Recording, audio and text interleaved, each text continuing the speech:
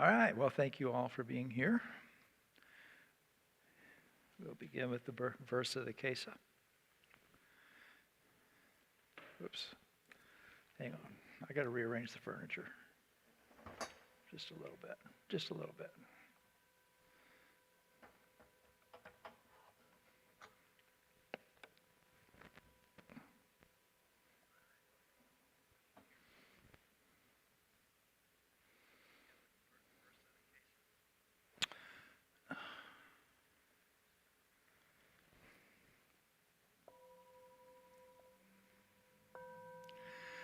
Vast is the robe of liberation, a formless field of benefaction.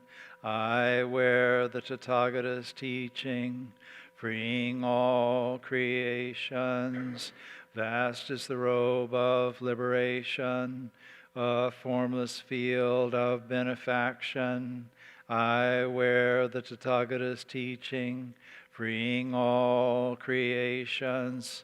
Vast is the robe of liberation, a formless field of benefaction. I wear the Tathagata's teaching, freeing all creations.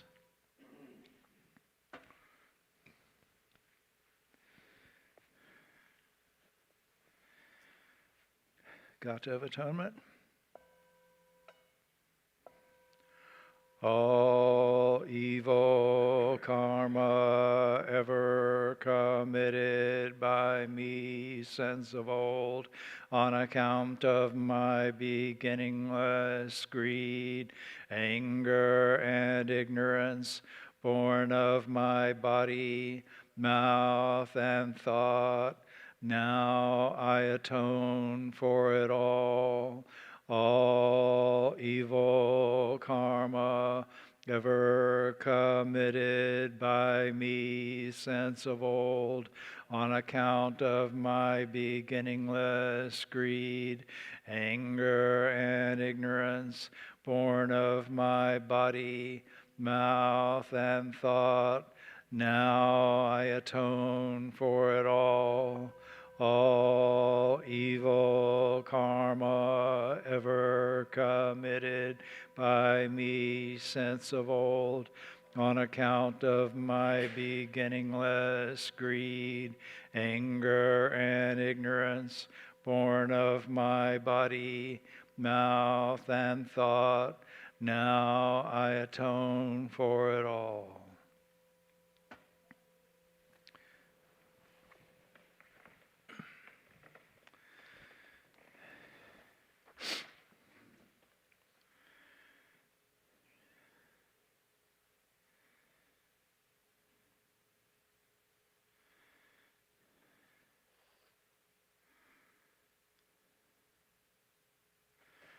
Three bows.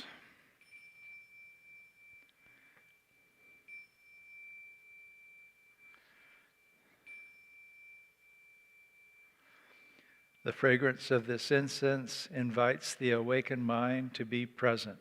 It fills our sacred space, guards our minds from wrong thinking. Fragrance of this incense unites us with virtue, mindfulness, and wisdom. We offer it on behalf of all beings.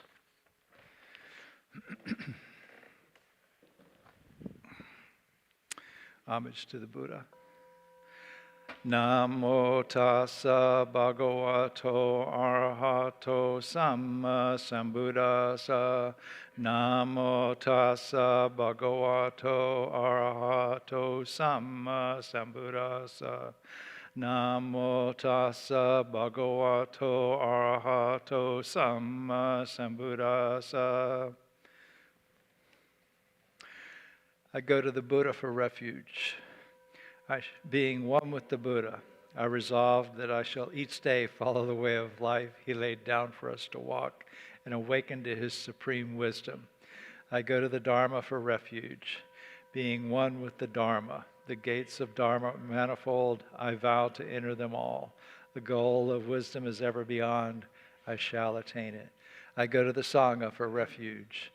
Being one with the Sangha in the spirit of universal fellowship, and as a member of the Sangha, I pledge myself to strive for the enlightenment of all beings. The Metta Sutta. This is what should be done by one who is skilled in goodness and who knows the path of peace. Let them be able and upright, straightforward and gentle in speech, humble and not conceited, contented and easily satisfied, unburdened with duties and frugal in their ways, peaceful and calm and wise and skillful, not proud and demanding in nature. Let them not do the slightest thing that the wise would later reprove. Wishing in gladness and in safety, may all beings be at ease. Whatever living beings there may be, whether they are weak or strong, omitting none, great or the mighty, medium, short or small, the seen and the unseen, those living near and far away, those born and to be born, may all beings be at ease. Let none deceive another or despise any being in any state. Let none through anger or ill will wish harm upon another.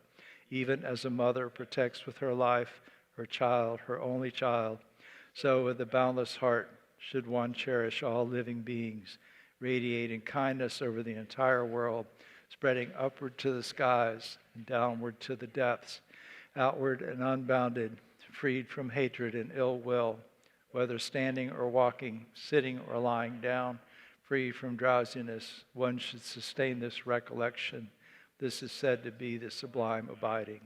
By not holding to fixed views, pure-hearted one, having clarity of vision, being freed from all sense desires, is not born again into the world of suffering. Metta prayer. May I be happy and well. May no harm come to me. May I learn compassion. May all my friends, family, and those I love be happy and well. May no harm come to them. May they learn compassion. May all those troubled in body, mind, and spirit be happy and well. May no harm come to them. May they learn compassion. May all those who have hurt me in body, mind, and spirit be happy and well. May no harm come to them. May they learn compassion. May all those I have hurt in body, mind, and spirit be happy and well. May no harm come to them. May they learn compassion. May all my enemies be happy and well. May no harm come to them. May they learn compassion. May all living beings be happy and well. May no harm come to them. May they learn compassion. So this is the final Wednesday of the month. We'll do a silent meditation.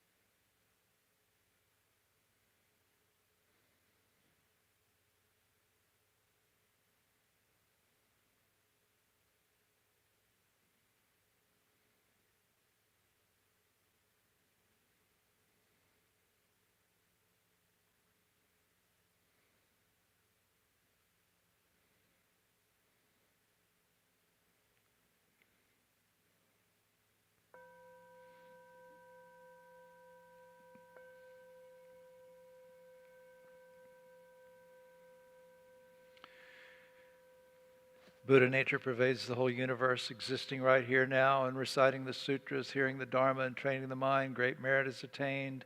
We dedicate this merit to the great Master Shakyamuni Buddha, the all-pervading and everlasting three treasures, to all ancestors of the Sangha and all beings in the Dharma world.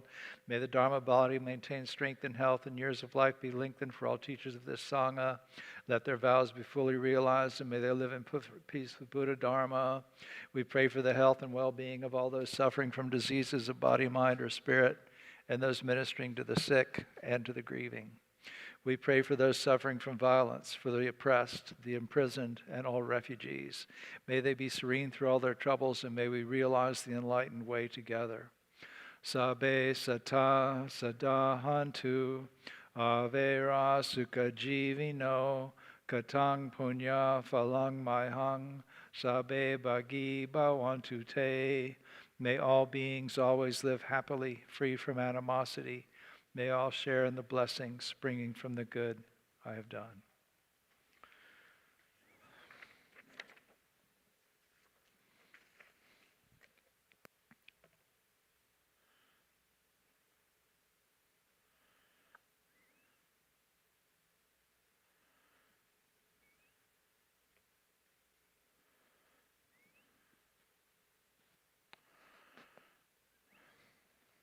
So hi.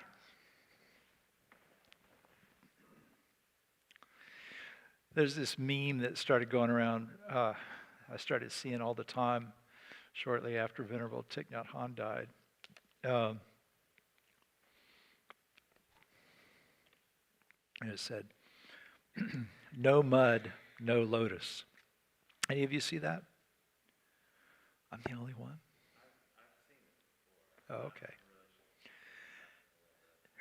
Yeah, well, maybe it's because I belong to these like Soto Zen groups and university chaplain groups and stuff online, but I saw it like every day for a while somewhere. No mud, no lotus.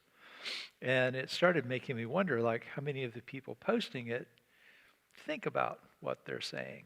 And, and I started thinking of the different ways you could interpret that. So I thought I'd kind of jam on this idea for a little bit. So it actually is the title of a book by Thich Nhat Hanh, which I have not read. It was published in 2014, I think.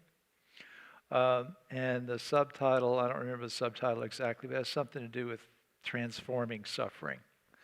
And like I said, I haven't read it, but I kind of looked at some things that were written about it, descriptions of it. And they kind of talk about instructions on how to suffer, which is kind of interesting. His, I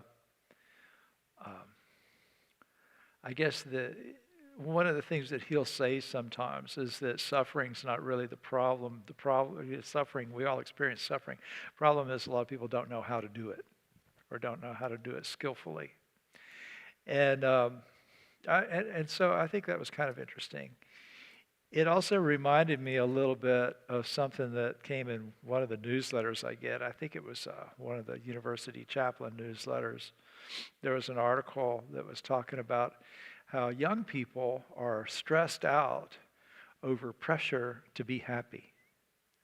Like this idea that we have to be happy. And so if they're not feeling happy, then they're stressed because they're not doing what they should do and that sort of thing. And this happiness, I think I talked about happiness last Wednesday. The idea of happiness and being happy and all of that means is so different. You can interpret that so many different ways.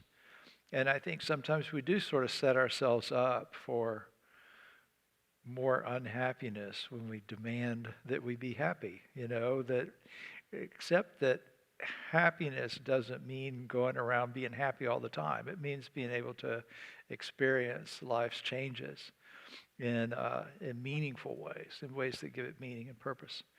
So, but anyway, getting back to the mud and the lotus. So most of you probably know that a lotus is a symbol of Buddhism. If you look at our logo there, there's a Dharma wheel, and then around it is this lotus pattern. And there's a reason for that. So the Buddha, uh, after his awakening, he was trying to decide if he should teach. So what he had awakened to was very profound, and he knew it was very profound, and he was concerned that nobody would understand it. And so he spent a week kind of meditating along the shore of the river there where he had become enlightened, and thinking about this question, and making sure that he hadn't missed anything. He was really kind of examining everything with his mind that he had awakened to, and trying to make sure that he had it all there and all of that, and that he hadn't missed anything or misinterpreted or misunderstood anything. And so he's sitting on the shore of the river one day, and there's lotuses there. And he realizes that there are lotuses that stay stuck in the mud. They stay down on the bottom. They never really make it very far. They stay down there in the muck and the mire. And then there are lotuses that rise up to the surface of the water. They never go any farther, but they make it there. They make it to the light. And then there are lotuses that come completely up out of the water and bloom. And you realize that human beings were the same way. That some humans would stay stuck down in the mud. They just weren't going to make any spiritual progress no matter what. Some would rise up a little bit. They'd make it to a stage of awakening maybe. And then some would become completely transcend the mud. So there's the thing about the mud and the lotus. You know what mud is. Mud is dirty, it's nasty, it's kind of filthy, and all of that kind of stuff. And lotuses are rooted in that. And when you see a lotus bloom, even though it has come up out of the mud and is part of the mud, the bloom is unstained by the mud from which it arose. And so that's just, the idea of enlightenment is that we actually come out of this sort of ground in which there is suffering, and there is, to use classical Buddhist terms, defilement. There's these things that are attached to our consciousness that keep us from seeing clearly. All of that, all this mud in our life, and it is possible to rise above it and awaken. But even though you rise above it, it is essential to your existence. While we were meditating, there was a truck out there or something that blared on its horn for a fairly long blast, And then it seemed to be really quiet. And I thought, no noise, no silence. Right? I mean, we need the stress and the suffering in order to transcend it, I think. Human beings are unique in being able to become enlightened. And the reason we can become enlightened is that we experience suffering and we recognize it, and are able to recognize it, and are able to figure out what to do differently so that we don't come back to it. Gods are notorious for not being able to become enlightened. They have it too easy. We can experience some stress. And because we experience stress, we can experience the end of stress. The first truth is the truth of suffering. You have to have the truth of suffering before you can have the truth of the end of suffering, the path to the end of suffering. So there, back to this idea of how to suffer, which is, I think, a really interesting idea, that when we're going to experience suffering, how do we do it well? And so suffering is inevitable. The Buddha talked about that, and he talked about 3 kinds of suffering that everyone experiences. And the first is kind of physical pain. That's forms of stress that is naturally painful. Birth is painful, illness is painful, aging is painful, dying is painful. All those things are inherently stressful. We're going to experience them physically. We're not going to like it. And then there's the stress that happens because of inconstancy, the suffering that as a result of change. So, you get a new car. Ah, I'm so happy. I have this new car. It's so beautiful. I've wanted a car like this for so long. And then my ear is the wrong size for the microphone. Um, and then what happens? You go to the grocery store and somebody dings it with a grocery store cart. Or it just gets dirty and starts to fade because of the sun. Or, you park it. I mean, I have no place to park mine except under trees. And so, acorns fall on it and all these kinds of things happen. And so eventually it's not pretty and shiny anymore. It changes. And as a result of that change, we don't love it anymore. We don't get that same feeling of happiness that we did when it was new. I might have told this story with some of you before. There was a guy, long time ago. I used to work in Maitland Center, and there was a company there, and I won't say the name of the company because it's on the internet and all that kind of stuff. I don't want to get sued. But there was a company that took up the 5th floor of this building.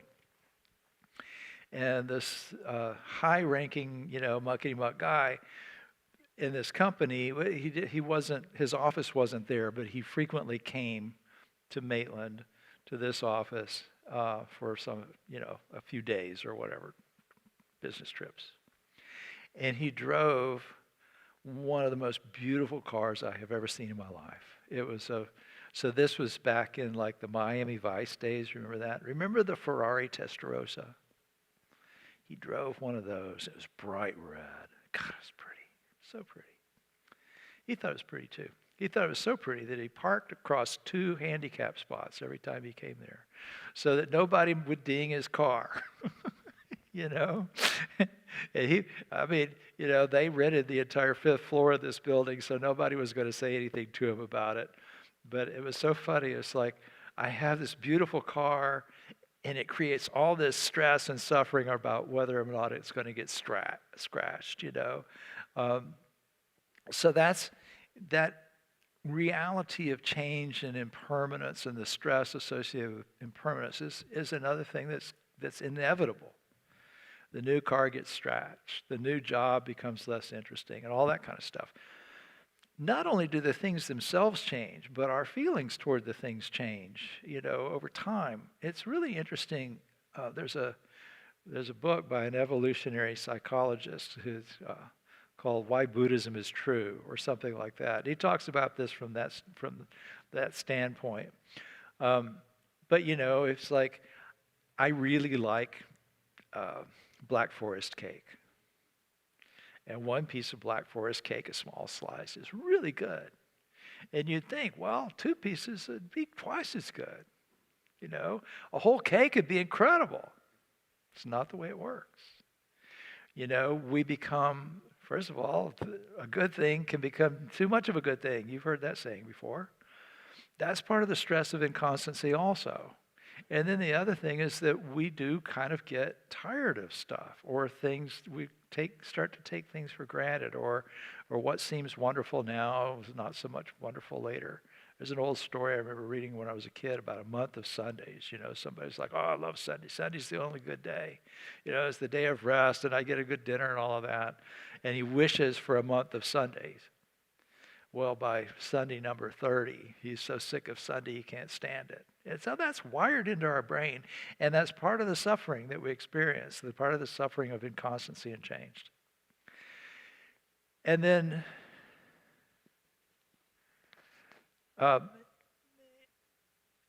there's the stress of fabrication. The mind fabricates its own, our suffering is often not a result of our circumstances or things that happen. They're a result of how our mind engages with what happens. And so, the obvious is like when you're meditating, your mind creates restlessness. And then you can just accept that it's there and continue to focus on your breath or whatever you're meditating on. Or you can start thinking that you shouldn't get restless and try to force it away or whatever. And it gets worse. You get angry, say something you later regret, you create more suffering. A worried thought arises, you can turn that into anxiety and create more suffering. And so the mind engages with things in a way that make things stressful because we don't let things go or let them be, which is what we practice in meditation. Let it go, let it be. So understanding then that happiness is inevitably going to include suffering. We're going to have to, even no matter how happy we are, we're going to experience some dissatisfaction. And without something to transcend, there is no transcendence. No mud, no lotus. So we chant the Heart Sutra sometimes. This thing, I don't know what's going on here. And it says, and this is kind of the next level of this no mud, no lotus thing. So the Heart Sutra says all things are expressions of emptiness. Not stained, not pure, neither waxing nor waning, etc. So the realization of emptiness is kind of the second level of dealing with suffering and waking up. It's realizing emptiness. So what is emptiness? What do we mean when we talk about emptiness? So this bottle is not empty, right? It's got water in it. If I drank all the water out of it, I could say the bottle is empty. And you could say, no, it's not. It's got air in it. Okay? But I could say, well, it's empty of water. If we want it to be empty of air, we could suck all the air out and then say it's empty of air. But then we could say, well, it's still got shape. So it's not completely empty yet. It's not completely empty until it's empty of everything. Does that make sense?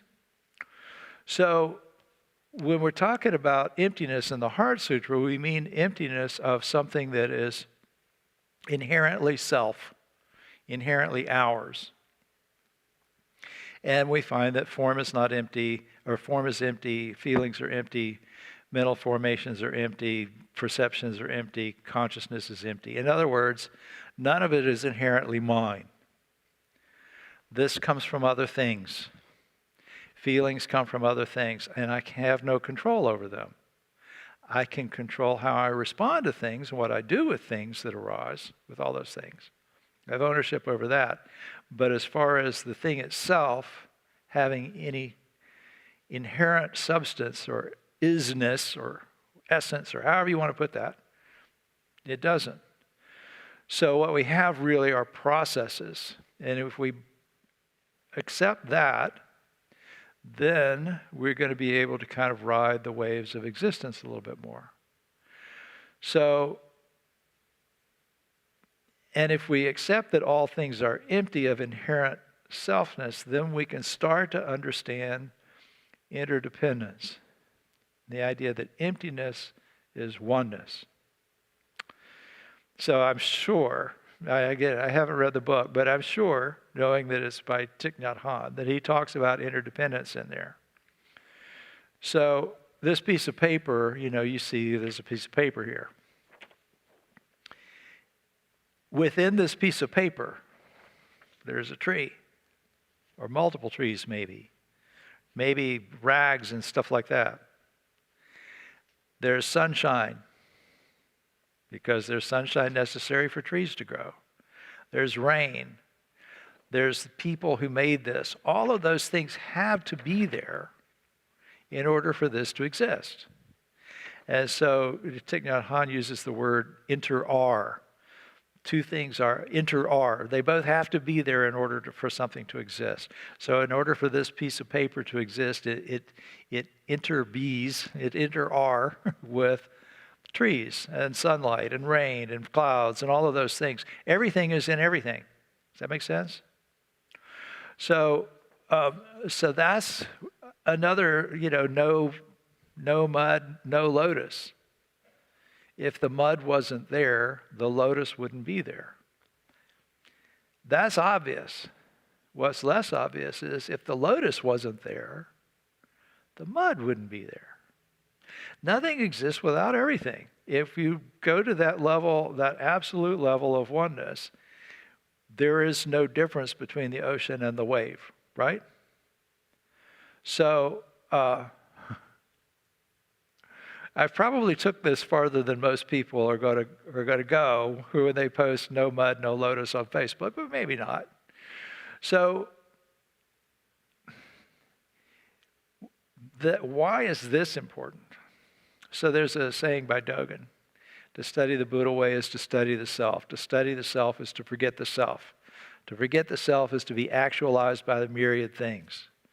So if we can really get the ego out of the way, if we can transcend this idea that our self is all that important, and we can experience oneness, then that is realization. That is actualization. That is enlightenment.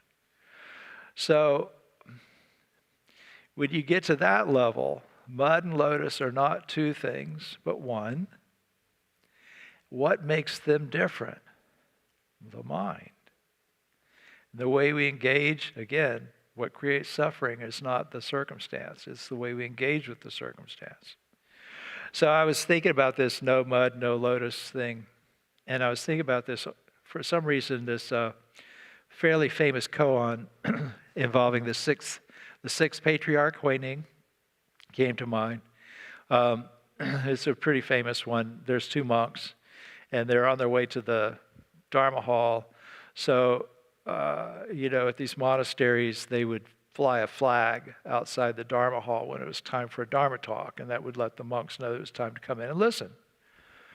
And so they see the flag, these two guys, and they start arguing about the flag. And one says the flag is moving, and the other says, no, the flag's not moving, the wind is moving. The flag is blowing, the wind is blowing. Okay. And so they're arguing about this. Now, this is an interesting semantic thing, I guess. Everything that we perceive within a context.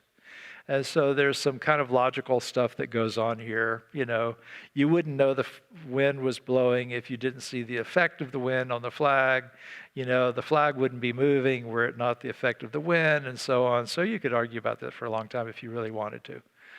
Well, Huineng comes along. He sees them arguing, and he says, not wind, not flag, mind is moving.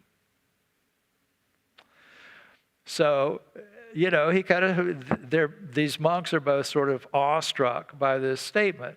Not wind, not flag, mind. And, if you think about it, obviously, if you decide that the wind is the important context, or if you decide that the flag is the important context, that is your mind making that decision, right? That is your mind making that judgment. So this became a pretty well-known story. And these other monks were talking about this. They were at a monastery that was not too far away. They were talking about how brilliant Huineng was. And they told this story. And this nun happened to overhear this. And she was enlightened. And she said, what an idiot. No wind, no flag, no mind. Now that's taking it all the way. Everybody there was floored by that. Because what it's saying is none of this is anything without all of it. Okay? There is no distinction. There is no duality. We try to get beyond duality when we get to that level of enlightenment. But then, in order to experience life, we have to experience suffering. We have to be able to transcend suffering. So in order to experience this place of no wind, no flag, no mind, no mud, no lotus, we need the mud and we need the lotus. So we come back full circle. There is mud. There is lotus.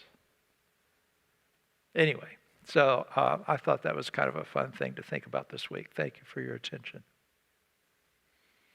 Any questions?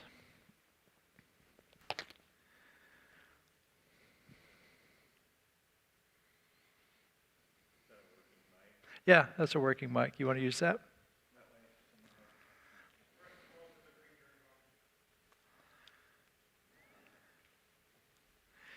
Anybody out there in YouTube land have a question? I watch the chat on my phone. I was gonna comment on the no mud, no lotus. It's interesting to watch. I'm in charge of like a big greenhouse at work, and we have all this compost. And I really admire compost. Like, as someone who gardens and appreciates nature, I know that compost is really important stuff. Like, it's very nutrient dense. It's important stuff for life.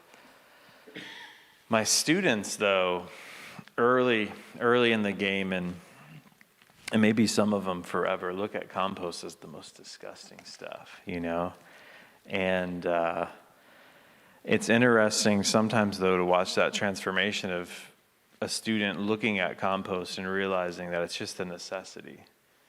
And they realize you are what you eat. That tomato eventually down the road has come from that compost. And that transformation, from the mud to the lotus, it's all necessary. And nature kind of gives us that insight often. It's the, no mud, no lotus. During meditation today, we have all the various sounds, the sounds of brakes, horns, stuff like that. And there was a series, I think it was one vehicle, but I could hear a lot of braking going on where there would be someone pushing on a brake. You could hear a little bit of a screeching sound. And they did that probably 4 or 5, 6 times until they probably, I'm assuming, eventually stopped at the light or something like that. But it made me think of the mind, how often, our thinking goes in different directions. We try to redirect it. When we sit in meditation, we sometimes apply the brake to that thinking mind a little bit. Maybe it arises again. It reminds me of this driver kind of pushing the brake again. Maybe that ultimate time when that uncontrolled thinking stops, maybe that is enlightenment at that point. And I also think sometimes in Buddhism, when we leave and, we get off the mat and we go into everyday life, it's so difficult to put the brakes on to our thinking sometime. It's very easy in an outside setting to become agitated, to become anxious. And I think your practice shows through when you learn to put on the brakes. Just that little buffer, just that little bit of resistance before you have that reaction. And with that, you gain a little bit more momentum and you can put on the brakes a little bit more. But these sounds, there's just so much wisdom in all the honks and the screeches and the car radios. No Harley Davidsons today, I don't think. No race cars. Oh, you missed that one? I heard the Harley. Oh, did you hear one?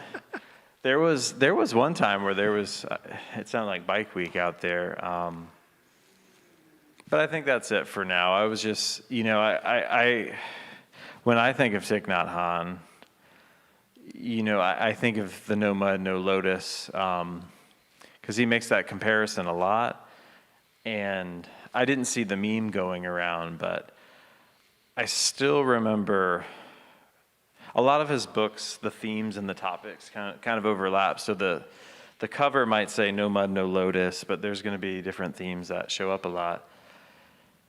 And when he had passed away, I kept thinking of, in one of his books, he was talking about interdependence, talking about clouds.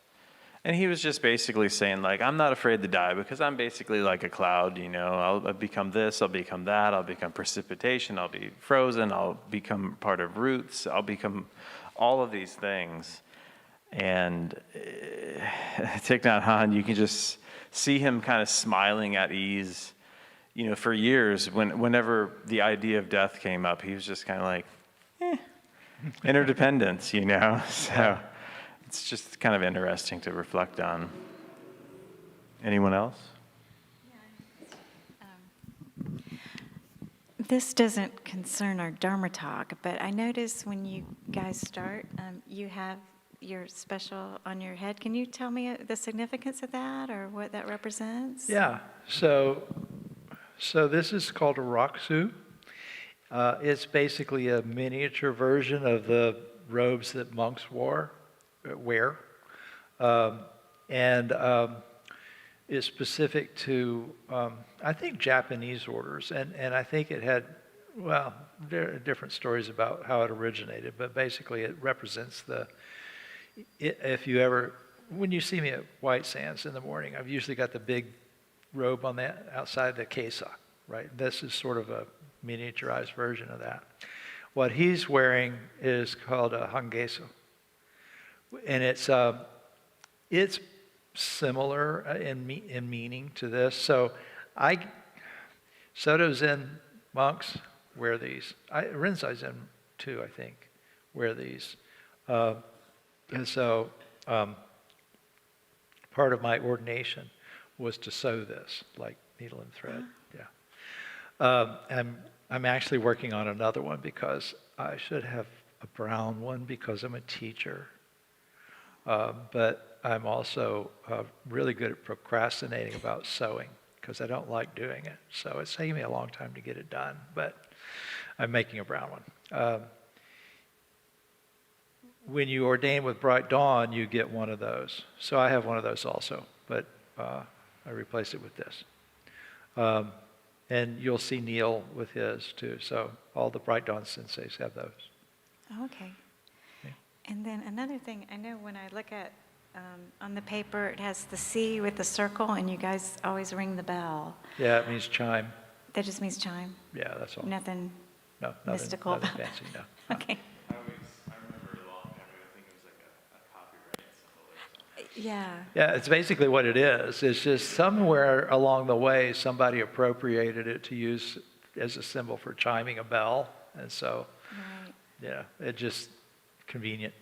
Now, every time you hear a chime, are you supposed to bow, or that's just, and what is the rule? So there's no hard and fast rule about that. At White Sands, usually when they ring the bell, it's signifying a bow, but not always. So like when you call a sutra, the Heart Sutra, Maha Pranya Para, that's it's basically to call open the sutra. We use the little bell here to signify the three bows at the beginning with the incense offering. Until the end, there's no more sort of necessary or required bow, not required, but, formal bowing. It's like freestyle. Yeah. Thank you. Sure. So there is a question that came in on the live chat by David. He says, could I please further explain the purpose of koan practice and where one should start with it? So David, you have to have a teacher who does koan practice in order to do koan practice properly. So I've got Dharma transmission and everything else and never had a teacher that did koan practice until fairly recently. And I mentioned to Sensei Jim Ginjo Gallagher that nobody had ever been willing to do koan practice with me. And he said, well, I will. Unfortunately, I only see him about once a year, so it's going to be a really long time before I get through enough koans that I could do it with you. But if you could find, I don't know where you are, David, but if you can find a Zen center where they do koan practice, that would be the way to do it. So the purpose really of koan practice is to get you to think about these things in ways that challenge normal, for lack of a better term, analytical thinking. So the wind flag thing, that actually is borderline just kind of normal thought. I mean, you can kind of reason that one out. A lot of them you can't. What is the sound of the one? We know the sound of two hands clapping. What's the sound of one hand clapping? Those kinds of things. The first one that a lot of people will start you with actually is considered one of the most difficult, so I'm not sure why they start you with it, but it's called Joshu's Moo. The monk asked Joshu, or Joshu's scolding a monk for some reason. I can't remember what it was. And the monk, and a dog walks by, and the monk says, Master, does the dog have Buddha nature?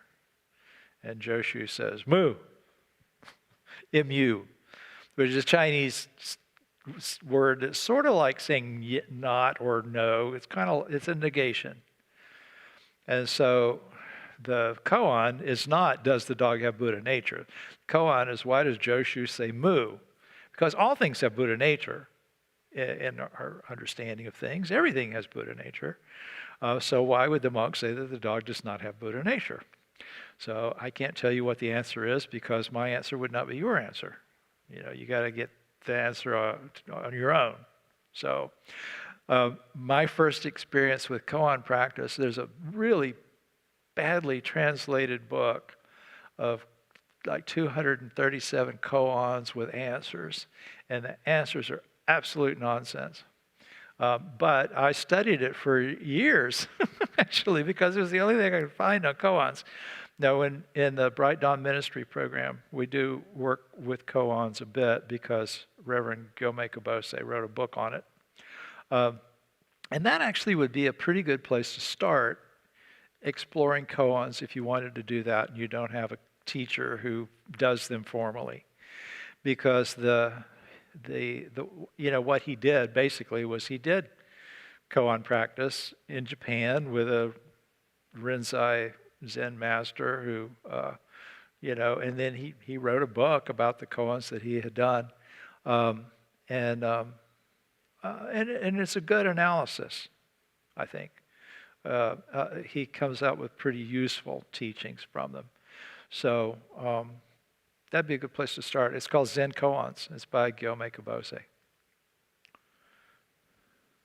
You're welcome, Sarah. Any other questions? It's after 8 o'clock, so we should wrap up.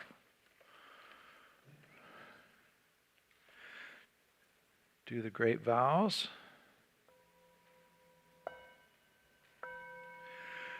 Creations are numberless. I vow to free them.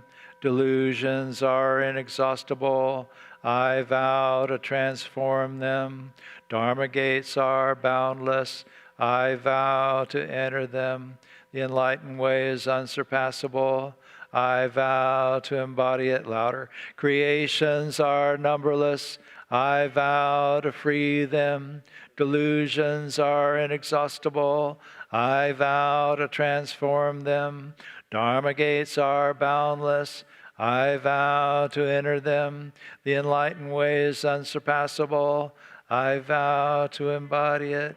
Creations are numberless. I vow to free them. Delusions are inexhaustible. I vow to transform them.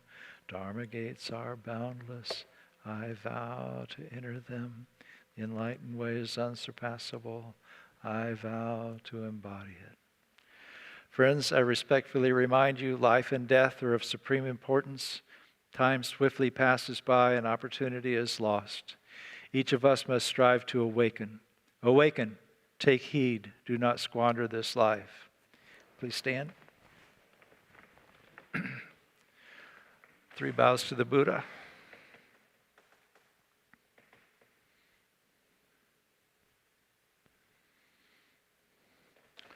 And to the teacher. To each other. Thank you very much. Have a good evening.